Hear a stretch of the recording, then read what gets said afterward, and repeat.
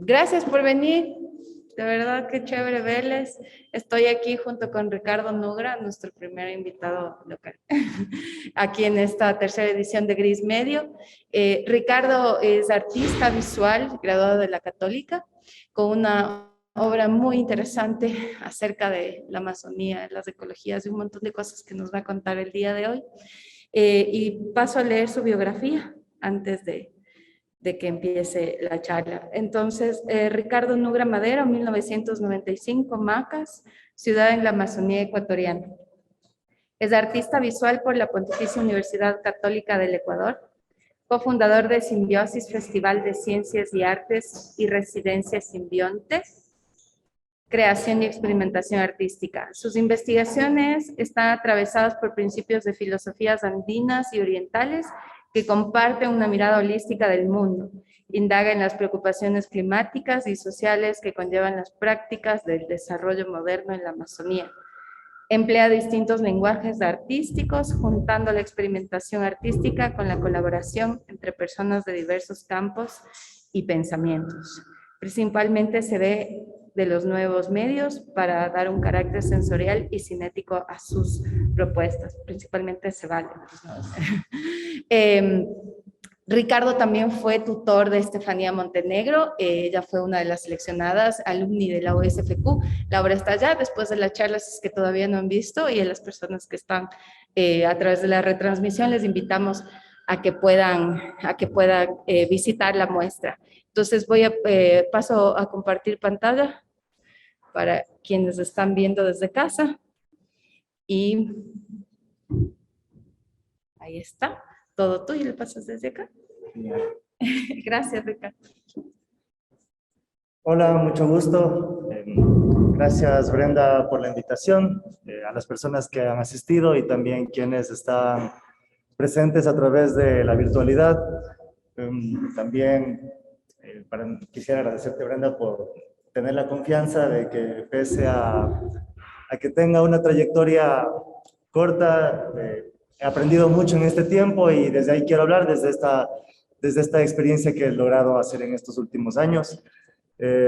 También qué chévere que generes estos espacios de diálogo para tratar de estas urgencias que creo que a todos de alguna forma nos tocan. Hablo de las urgencias climáticas, ambientales, que como el otro día también estaba mencionando Victoria Arens, van siempre de la mano de los problemas sociales, ¿no? O sea, no se pueden separar, es intrínseco los problemas climáticos con los problemas también sociales.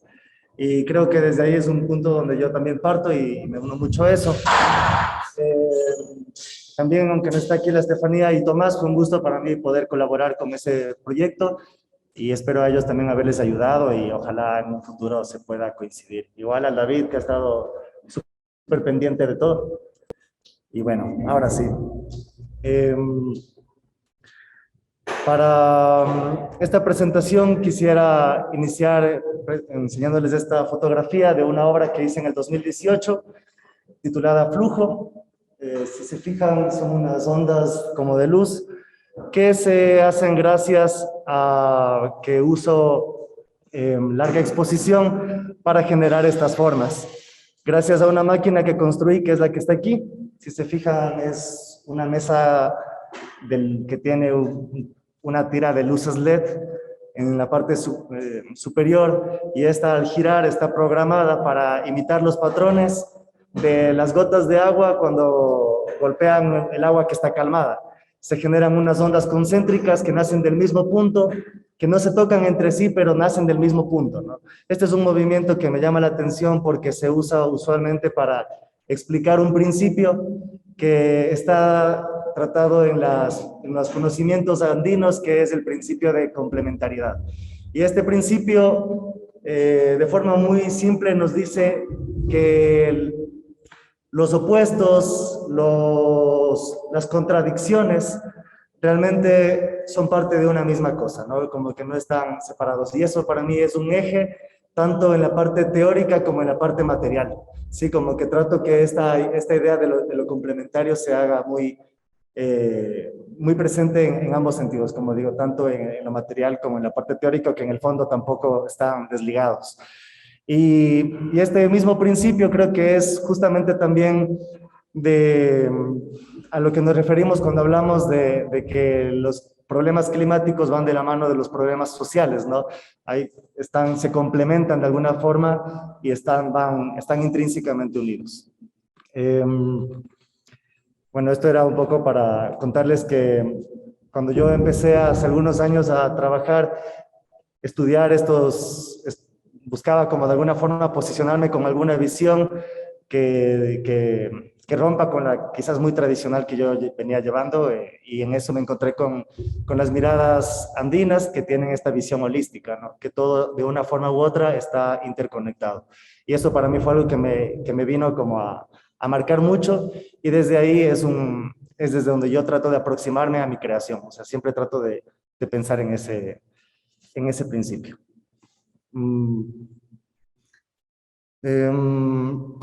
Luego quería enseñarles esta imagen de aquí. Es de una obra que hice en el año 2018, igualmente, ya cuando salí de la universidad. Y es como esta obra para mí es muy importante porque es un eje que empieza a marcar este interés. Para mí también algo es que no siempre he trabajado el tema de las ecologías, es algo con lo que me estoy reconociendo desde hace algunos años, y esta fue como que esa obra que dio lugar a empezar con toda esta búsqueda.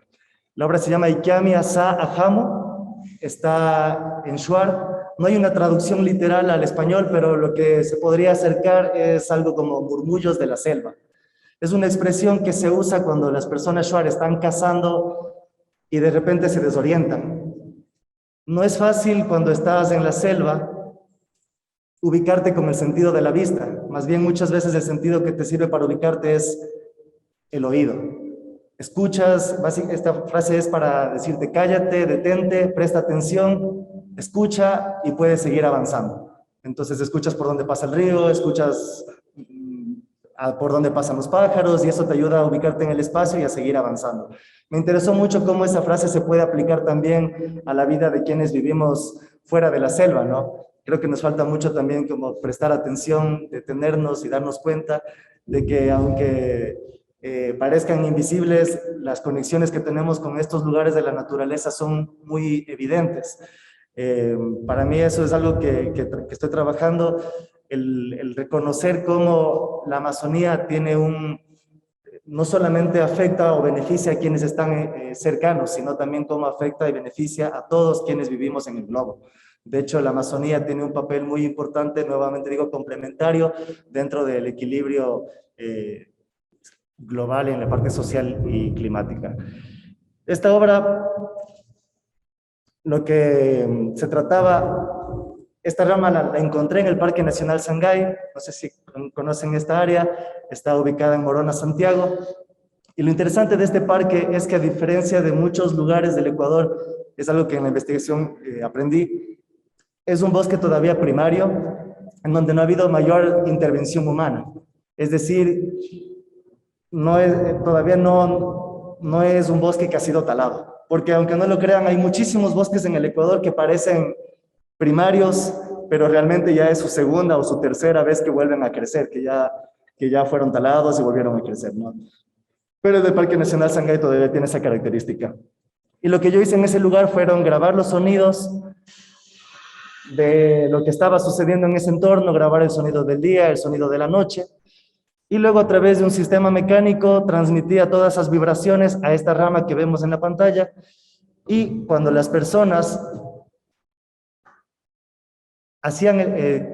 tenían el gesto de morder la rama, como en la imagen que vemos aquí, cuando muerdes esta rama, las vibraciones que están adentro se transmiten a los dientes y a los maxilares de la boca, de los huesos, y esto a la vez se transmite a los huesos del tímpano, lo que te permite escuchar a través de los huesos. Entonces uno mordía la rama, y otra cosa importante para escuchar el efecto era que tenías que cubrirte los oídos. Mordías la rama, te cubrías los oídos y empezabas a escuchar. Para mí eso era muy interesante porque era un poco como contradictorio el hecho de tener que cubrirte los oídos para poder escuchar ese interior, ¿no? Entonces, y lo que escuchabas era justamente este sonido de allá, de la selva, y que fue muy interesante esta primera obra para pensar en esto, porque ahí fue cuando empecé a escuchar comentarios de personas que me decían qué lindo que suena la Amazonía, qué lindo que suena la selva, y ahí fue que yo empecé a tener un pero con esta obra, que la mayoría de lugares de la Amazonía realmente no tienen la suerte del Parque Nacional Sangay de ser un área protegida, reservada, sino que más bien la mayoría de áreas no tienen esto, o sea, están más bien ya concesionadas, grandes áreas para proyectos mineros u otras cosas. Entonces, eh, lo que quise hacer después de esta obra fue hacer una siguiente obra, pero que más bien hable de lugares que necesitan tal vez ser más escuchados, que tal vez están gritando y no se les presta atención. Ya me acordaba de una frase, se me fue el nombre de este cineasta, pero que dice que los pájaros no cantan, sino que gritan. Y me llamaba mucho la atención un poco pensar en eso, en estos lugares en donde tal vez los pájaros o estas especies están desesperadas, ¿no? Y uno de esos lugares es el que ya les voy a contar en un momento. Antes de eso, también brevemente les hablo de un proyecto que trabajé hace algunos años atrás, se llama Residencia Simbionte. Es para mí muy chévere esta experiencia porque la desarrollamos en Macas, y para quienes no conozcan este lugar, eh, para quienes lo llegan a visitar por primera vez, a veces puede resultar eh, impresionante el que no es una comunidad, sino que es una ciudad como muchas otras, ¿no?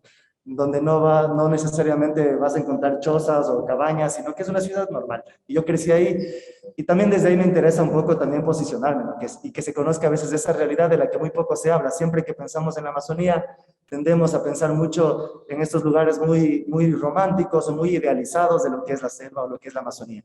Y cuando llegaron los residentes o cuando he llevado amigos acá, una de las primeras cosas es esa, es como, pero llévame a la Amazonía, llévame, y es como, esto es la Amazonía también, porque, o sea, si no es de la Amazonía, entonces, ¿qué es, no? Y es un poco desde ahí en donde se basó este proyecto, en el que llegaron bueno, 5 personas de diferentes lugares del Ecuador y de Sudamérica, sin antes haber conocido la selva, a visitar este lugar. Y fue justamente eso lo que me gustó, el ver esa visión que ellos tenían del lugar, y cuando llegaron también conocer otras realidades que se dan en este sitio, ¿no? Por ejemplo, les impresionaba mucho el sincretismo que se da con la cultura Shuar, con el pueblo Shuar, como que a veces tendemos, como digo, a idealizar muchas veces las culturas, pero cuando vamos allá nos damos cuenta que con el sincretismo hay muchas costumbres del pueblo Shuar que se mezclan con las costumbres cristianas, y esa es la realidad de lo que pasa allá, y así se maneja, ¿no? Entonces, eso es lo que yo buscaba que un poco la gente también en este proyecto conozca. Con mi grupo de amigos buscábamos generar esas experiencias, esos encuentros, de que conozcan la ciudad, de que vean cómo también estos lugares crecen de una forma acelerada, a diferencia de otros sitios del país que yo me he dado cuenta, porque el movimiento económico que se da en estos sitios por las diferentes extracciones de recursos, tanto ya sea desde las mineras, petroleras, desde la deforestación, la ganadería, hay un sinfín, hidroeléctricas y cosas, así que se genere mucho movimiento de dinero. Entonces, yo he vivido en Quito estos últimos años, pero siempre voy y vengo todo el tiempo de allá, y me impresiona ver cómo crecen en estos lugares. O sea, Macas crece en que, pues ahí voy, hay una nueva ferretería, hay un nuevo restaurante, y eso hace que me haya preguntado cuánto crece la ciudad, pero cuánto pierde el bosque. Esos fueron también otros de los ejes que me manejo para este proyecto.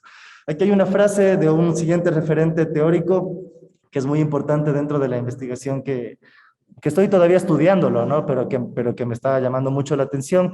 Es de Eduardo Kuhn, y tiene una frase que dice: todos vivimos rodeados por bosques, y por ende, no solo los amazónicos somos al final selváticos. Como saben, aquí está la sierra, tiene las páramos, bosques pequeños, árboles no tan grandes, pero al final son bosques, y creo que un poco recordar como que esta conexión con este sitio es algo importante, ¿no? Les invito a que cuando tengan tiempo revisen el catálogo de este proyecto, porque fue interesante, como digo, ver las miradas y los resultados que se dieron de esta experiencia en Macas y el contacto que se tuvo allá. Algo particular, como digo, fue esto, que no era una residencia tan enfocada necesariamente a estas partes que idealizamos de la Amazonía, sino más bien a una realidad de la que tal vez no muchos nos queremos ir, ¿no? Como que vamos a la Amazonía y queremos irnos más bien a ver lo que estamos acostumbrados a escuchar, pero muy pocos tal vez pensamos en ir a la ciudad y pensar en los problemas que también se dan en estas urbes de allá. Eso. Bueno, esta es una foto del registro de allá, es en el Parque Nacional. Fue interesante llevarles. Igualmente les llevamos a una hidroeléctrica que quedaba cerca, como un poco era que vean esos contrastes, ¿no? de lo que pasa en este sitio. Y esto también fue algo importante para mí, porque hizo que me den ganas de presentar mi posición de cómo yo veo las cosas, porque escuchar a varias personas que llegaron de lejos, vivir ahí y contar lo que vivieron, me dio ganas de que en cambio yo cuente mi postura de haber crecido ahí, de haber crecido como una persona mestiza en una ciudad amazónica, no en una comunidad.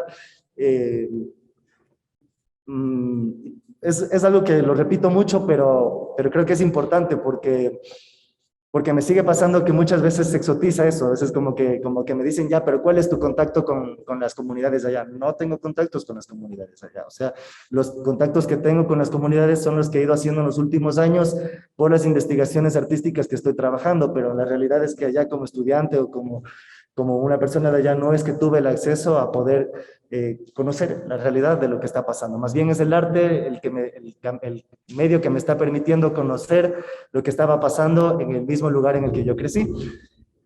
Y es así que empiezo con el proyecto de Murmullos, que fue una obra que se presentó hace poco aquí en Quito. Tuve la suerte de que se movió a diferentes lugares, estuve en Cuenca, hace un tiempo en Guayaquil, y le estaba contando a Brenda que tengo la intención de que la forma de cerrar este ciclo es presentando esta obra en Macas, de donde salió de alguna forma. Parte creo que importante es que las investigaciones también se presenten del lugar del que salen, ¿no? A veces me llama la atención cómo hay investigaciones que salen de la Amazonía, pero nunca llegan a presentarse ahí. Y entiendo también las razones, pero creo que hay que encontrar las estrategias de presentar esos proyectos en estos sitios, porque aunque no lo crean, ni las mismas personas que vivimos allá conocemos, como les decía, de lo que está pasando allá. Entonces, con este proyecto Murmullos logré conocer lo que está sucediendo en este puntito que está acá, en Taisha.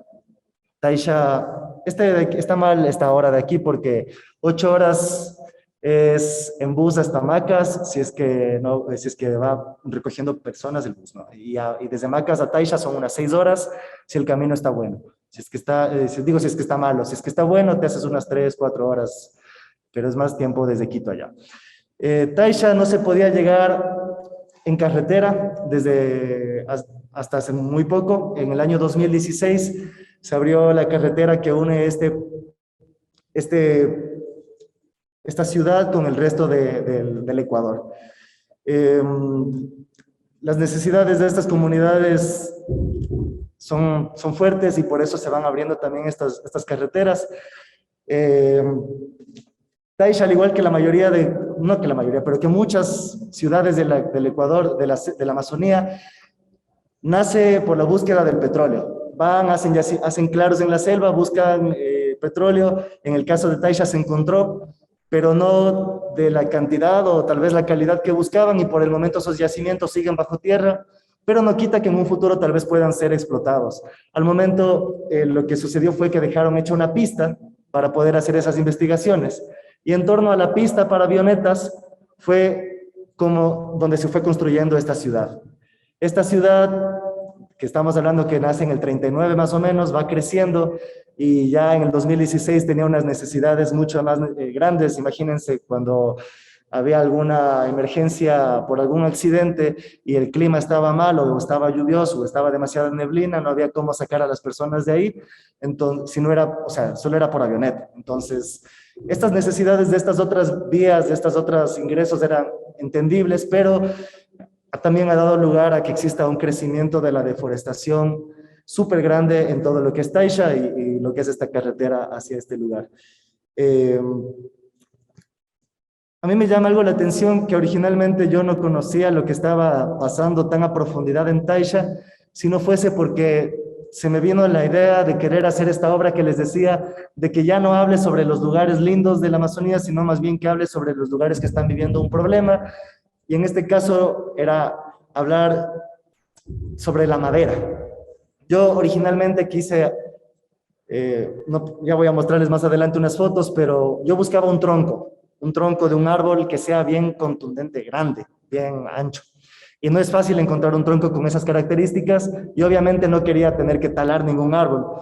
Así que yo me iba a los ríos de Macas, a Lupano, y cuando el río crece trae unos troncos gigantes. Yo me iba a ver estos troncos, pero lamentablemente estaban demasiado podridos o mojados y no me servían para la obra. Y en esa búsqueda es que yo comenté con algunos amigos que estaba buscando un tronco para realizar una obra que ya les voy a contar, pero no era fácil. Y es que ahí un amigo me dice, oye, mi papá tiene un tronco como el que tú buscas, pero en la finca de Taisha. Y ese rato para mí fue como, ¿cómo decirlo? Como una revelación, exacto, como que conecté varios puntos porque me acordé de lo que pasaba desde el 2016. En ese momento fue como que ya no era opcional, el tronco tenía que ser de Taisha. Entonces me fui a Taisha para mostrarles unas imágenes de allá. Antes les quiero mostrar este es el libro que les decía de Eduardo Kuhn, es Cómo piensan los bosques. Esta es otra frase que me llama la atención porque básicamente el libro plantea de que si queremos seguir viviendo en este mundo es necesario aprender a pensar, a vivir de una manera nueva y no solo, y cuando decimos vivir también es aprender a trabajar, a nosotros como artistas con los materiales, con los temas, aprender a estudiar también de otras formas, es un poco pensar eso, ¿no? Y también él habla mucho del summa causai, esta palabra tal vez para algunos no sé si les es familiar, es cuando se habla del principio del buen vivir, pero muchas veces esta frase tal vez se lo ha llegado a volver muy estatal con el tema del buen vivir, pero en este libro como que se le trata de entender ese sentido espiritual que tiene dentro también de los pueblos quichuas amazónicos, entendiendo que también a veces dentro de un poco la ética moderna, el buen vivir es solamente para pocos y muchos trabajamos para el bien de esos pocos. En cambio, el Summa Causai busca un bienestar no solamente para el humano, sino para el resto de especies que convivimos dentro de este ecosistema, ¿no? Que no solamente está hecho de seres humanos, sino también hay que pensar en todas las demás especies que compartimos. Entonces, este libro para mí ha sido un poco muy importante también dentro de toda esta búsqueda, ¿sí? Y creo que les comparto también como un referente que espero les sirva. Esta es la vista que uno puede tener cuando está aterrizando en Taisha. Esta es la carretera que les estaba comentando hace un momento, ¿no? que atraviesa prácticamente toda la selva de Morona, Santiago. Esta es otra vista. Esto es un poco lo que uno ve desde la avioneta. Como les digo, era tal vez era el único transporte que existía para llegar a este lugar, pero que ya desde hace unos años atrás ya no es así. Esta foto que vemos aquí tiene por nombre Liber 1. El Liber, los nombres de las obras que hice para el proyecto de Murmullos obedecen a la anatomía del tronco. Me refiero a que el tronco tiene varias partes y el Liber son los conductos, los canales por donde viaja la savia, los nutrientes al resto del árbol. Entonces, me parecía interesante ponerle Liber a esta fotografía porque el río es de alguna forma ese conducto que lleva esos nutrientes también a quienes están ahí, ¿no? Esta es Liber 2, es ese otro conducto que ahora existe, este conducto de una carretera, ¿no?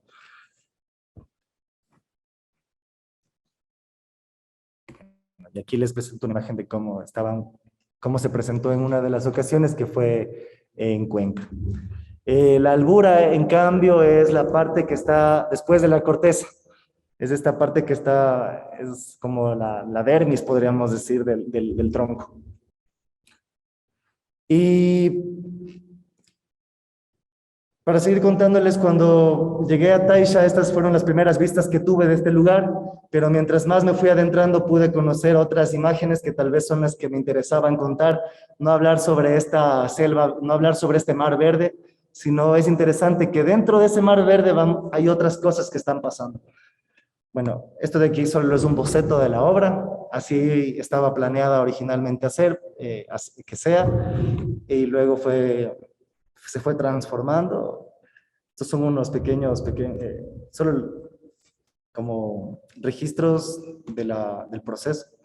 Este es el tronco que al final se usó. Es un tronco gigante de Seike, que vino desde Taisha. Solo les muestro un poco para que vean el proceso que tuvo de la obra, de la instalación sonora, para que sean también un poco la idea de las dimensiones que tiene comparado con personas, acá con una máquina que la está levantando. Esto fue un poco de modelado del diseño en 3D que se usó para poder hacer estas concavidades dentro de los troncos. Les explico brevemente, lo que yo hice fue tratar de replicar un efecto acústico que se conoce como el espejo, los platos susurrantes, el espejo acústico. Se trata de aprovechar la forma que tienen las parábolas para hacer que se transmitan el sonido de un punto a otro. ¿Sí se han fijado en las antenas de DirecTV? Esta forma que tienen las antenas es bien particular. Gracias a su geometría, toda onda que golpea con esta forma rebota y se concentra en el foco de la parábola, en el centro, en el punto focal. Pero ¿qué pasa cuando colocas una parábola enfrente de otra y en el punto focal, en vez de colocar un receptor, colocas un emisor? En este caso, un parlante. Las ondas de sonido golpean la parábola y estas, al golpear, rebotan y viajan perpendicularmente hasta donde se encuentra una parábola ubicada al frente. Estas ondas chocan con la superficie, rebotan y se vuelven a concentrar en el foco de la parábola, en el centro. De esa forma puedes transmitir el sonido de un lugar a otro, como a través de la física. Esto es algo que yo lo encontré en un experimento de física, que es algo que a mí me llama mucho la atención, la ciencia, pero lo que yo quise hacer es aplicarle a una obra para hablar sobre cómo las ondas de los árboles, digo ondas, o sea, para referirme a eso, a lo que les decía en el inicio, a ese bienestar, a ese beneficio que nos dan estos seres en nuestra vida, ¿no? O sea, como digo, conscientes o inconscientes de ello, nosotros estamos siendo afectados o beneficiados de estos seres.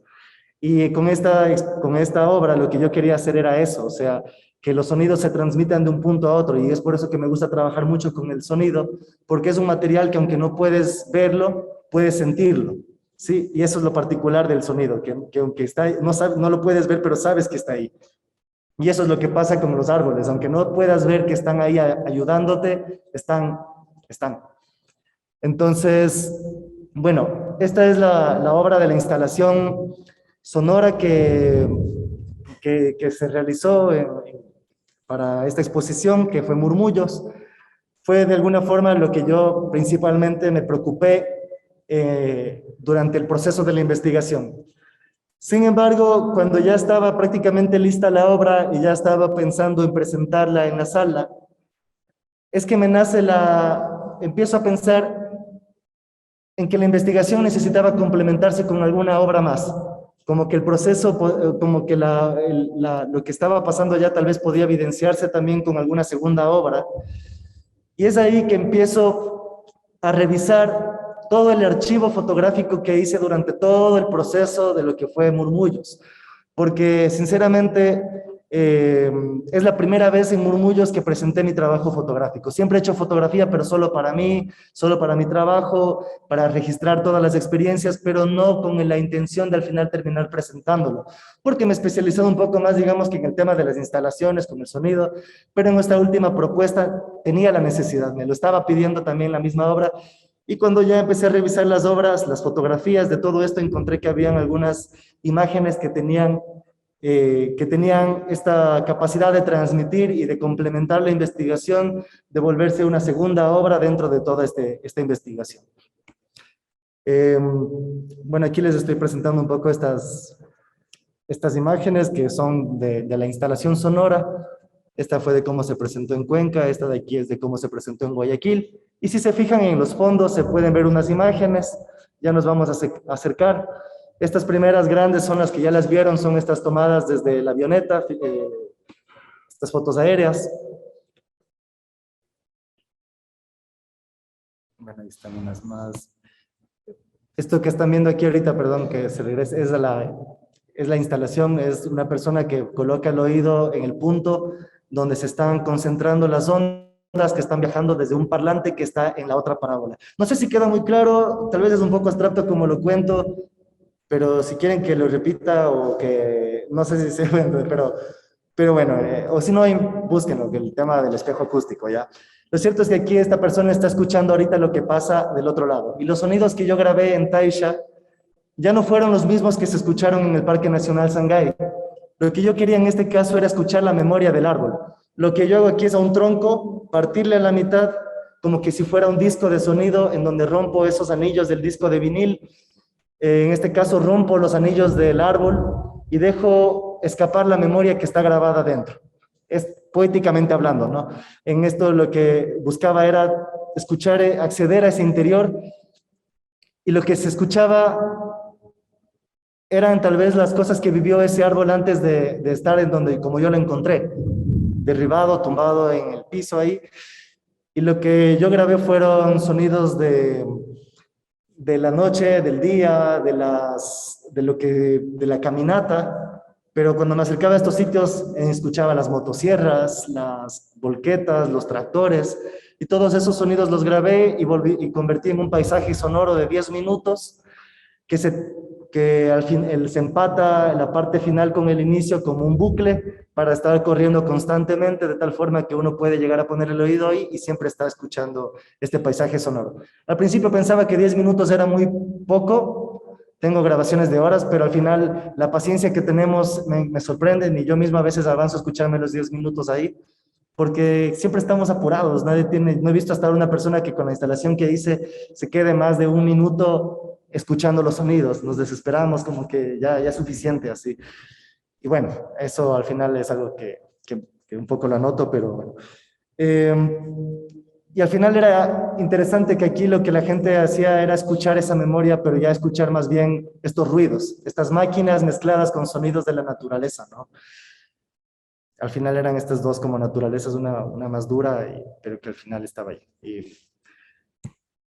estas es las fotografías que les estaba comentando. Lo que estamos viendo es una obra que se llama Taisha.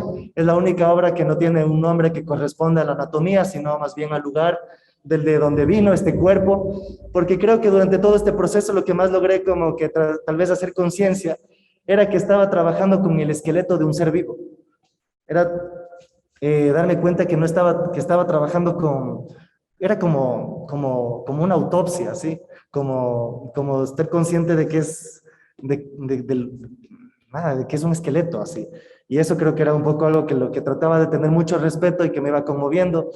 Y cuando traté de hacer las imágenes, para este caso, más bien, la madera que utilizo para las transferencias viene ya no viene de Taisha, sino más bien de un amigo que trabaja con fincas que cuentan con los permisos para poder usar la madera para estos fines.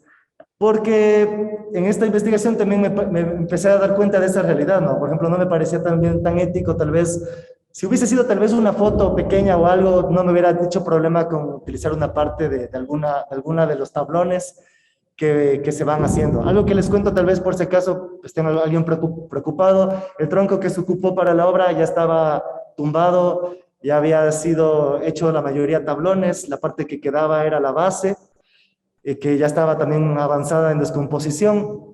Obviamente, dentro también de lo que fue Murmullos, venían estas preguntas, ¿no? Gente que me decía, que también llegamos a veces a los extremos, ¿no? Y creo que parte también del principio de complementariedad me hizo entender que no puedes crear sin transformar la materia, sin transformar alguna cosa. ¿Qué quiero decir? No puedes crear, no quiero destruir, pero quiero decir transformar. Porque al final yo me llevé un tronco de un área que tal vez pudo servir como la casa de termitas o de algún ser vivo más, ¿no? Pero yo al mismo tiempo creo que soy consciente de que este tronco no está muerto todavía y de que tal vez termine siendo esa casa de termitas, de que está cumpliendo con otra función, tal vez, a veces siento que más bien el tronco fue el que me escogió a mí, y que yo soy el que le lleva a él a pasear, el que él me lleva a pasear a mí, y ha sido creo que un poco es también entender esa relación con este esqueleto, ¿no?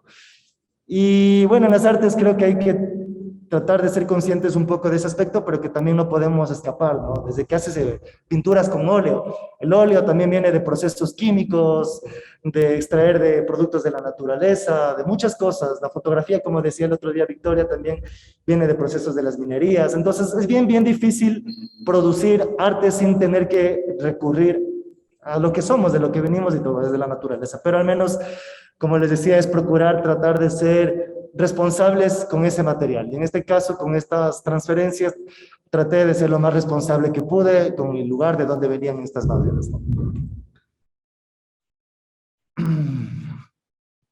Algo interesante fue que busqué cómo hacer transferencia a madera y la verdad es que si ustedes conocen me cuentan, pero no conozco alguna forma en que se pueda hacer directamente sobre la madera. No sé si hay algún químico sí o no, pero yo lo encontré. Lo único que vi es que hay cómo hacer una transferencia a través de alguna especie de papel y eso fue lo que yo hice. Utilicé un papel especial que se llama de calcomanía. Se lo puede encontrar de varias formas, de varias características y la que yo utilicé es uno transparente que al sumergirse en agua este papel se desprende una membrana muy delicada donde está la imagen, la cual se debe de remover con cuidado y colocar sobre la superficie que uno desea. De esa forma luego ya se seca, hay que retirar con mucha delicadeza todas las burbujas, todos los restos de agua y luego ya la imagen se queda. Ahí Estefanía nos pudo también haber contado porque no es tan complicado cuando ya le coges el tino, pero al inicio esta membrana se tiende a estirar, es como un poco elástica, ¿no? Y parte de esta experimentación para mí fue también el ir jugando con la foto y la madera. Como les decía, es la primera vez que presentaba fotografía y para mí también era una pequeña, no sé, como una pelea interna de que no me reconozco del todo como un fotógrafo, porque como digo, tal vez recién estoy entrándole, pero estaba en esta como que en esta búsqueda de presentar la foto, pero también no dejar de todavía estar con la parte del material. Y no quería hacer intervención directamente sobre la fotografía, no quería tal vez bordar la foto, no quería tal vez colocar tierra en la foto, porque también me gustaba cómo funcionaba la fotografía de por sí, y con su composición, estaba bien. Entonces, es ahí que nace la idea de más bien alterar el soporte. En vez de que sea papel fotográfico, era que sea uno de los trozos de tablón, un pedazo de madera. Y es ahí que nace la idea de hacer la transferencia, de unir estos dos cuerpos, de alguna forma la fotografía sobre la madera también. Y empecé un juego interesante de entender también la cromática de la foto con la cromática de la madera. En este caso, por ejemplo, era un pedazo de seike. El seike tiene un tono más rosado, entonces la fotografía que coloqué consideré que se ajustó mejor también a esta misma imagen. Y lo interesante de este papel de cal que yo conseguí es que era transparente. Entonces se fundía con el fondo, de tal forma que se generaban unas transparencias que jugaban la madera con la misma fotografía. Entonces podías ver a través de la foto la misma madera. Y eso fue algo que a mí me gustó mucho también. Les muestro un poco la foto, cómo era antes de la transferencia. Voy a hacer un poquito ese juego aquí. Esta es otra imagen que estuvo presente, es parte de la serie de Taisha. Algunos creen que es un collage, pero realmente es la perspectiva de la foto la que te da esta imagen del tronco, ¿no? Esto es en cambio sobre el laurel. Igual era entender las líneas de la madera, ¿no? Aquí está un poco la foto original. Aquí tal vez no sé si se puede apreciar, pero detrás de uno de esos pedazos de madera está escondida una retroexcavadora. Está el brazo de una retroexcavadora ahí. Bueno, me interesaba bastante con la fotografía. No es que no quiera hacer una denuncia frontal, pero sí también creo que es esa sutileza de que el espectador, de quienes estamos afrontándonos a la obra, también podamos llegar a darnos cuenta de lo que está pasando sin tener que ser demasiado también evidentes, ¿no? Y creo que un poquito eso buscaba aquí, saber una máquina escondida entre la... A mí me impresionó, o sea, era como cómo llegó a meterse eso ahí, así. Y hoy en día eso es la verdad, que tenemos la tecnología como para ya no tener miedo a la selva. Hace mucho tiempo tenía una propia permeabilidad, el miedo a las enfermedades, el miedo a las culebras, a los insectos, la densidad de la selva, hacía que no se entre, que no se explore, pero hoy en día ya todo eso ya de alguna forma se le ha perdido, como digo, ese respeto con todos estos avances que, que deberíamos como también preguntarnos como, qué tan bueno es, ¿no? Bueno, aquí está nuevamente la foto.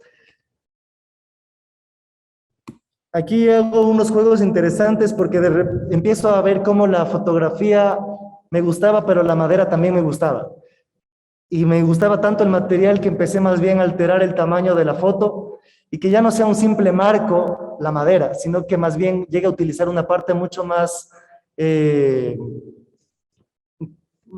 amplia dentro de lo que, de la superficie de la madera. Entonces es aquí que ya empiezo a jugar un poco más con otras situaciones, empiezo a volverle la foto más pequeña, eh, a dejar que se vea de por sí la madera. Es un material súper lindo que también tiene, a veces hasta es un poco como, tiene como, no sé, como que cuando se le pone contra la luz, como que tiene una especie de, como de hologramas, no sé. Y me gustaba mucho eso, entonces quería que también se respete ese hecho y es de ahí que empecé a hacer esto. Aquí es en la parte izquierda es parte del proceso de la obra y en la derecha en cambio es la textura de un tronco sobre un pedazo de madera de camelo. El camelo tiene esta característica de ser más verdosa, más amarillenta. Aquí hay una siguiente imagen. Bueno, me faltó poner el título, no, sí está, cambio 1, es un díptico, es igualmente transferencia sobre una tabla de canelo y la otra de seike. Nuevamente era jugar también con estas formas de la madera, sentía que esta foto que está en la izquierda se ajustaba dentro de estas líneas y como que coincidía, ¿no? La otra madera, en cambio, igualmente sentía que jugaba de alguna forma con esas líneas que tiene el seike, que es como bastante peludo, no sé. Fue muy chévere, como digo, empezar ese juego, es entender también de alguna forma esas cromáticas de la madera. Esta es la foto, algunos dicen que hay un lobo en la parte de arriba, no sé si se fijan. Y lo que estamos viendo aquí son pedazos de madera que están tan secos, troncos, son troncos que están ya tan secos que se vuelven como piedras, como que se petrifican y con la perspectiva con la que les tomé, tienen esta apariencia, no sé si comparten, de parecer como acantilados, de parecer montañas, de parecer riscos, pero en realidad son pedacitos, son trozos de madera que están, como digo, tan secos.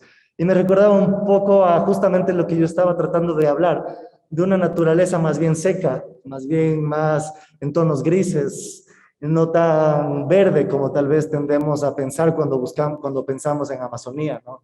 Sino quería más bien generar ese choque. Por eso cuando visitaban la exposición, tal vez la primera impresión que tenían era esta imagen de la selva verde vista desde la avioneta, pero cuando te metías un poco más en la exposición terminabas más bien con estas imágenes mucho más secas, ¿no? No sé otra. Aquí está nuevamente esta montaña. Aquí está cómo se representa. Bueno, solo como para finalizar, creo que lo que les decía al inicio o en parte de esta exhibición, y creo que estoy aprendiendo todavía, es a que nuestro trabajo nos pide que tenemos que ser más sensibles con este mundo,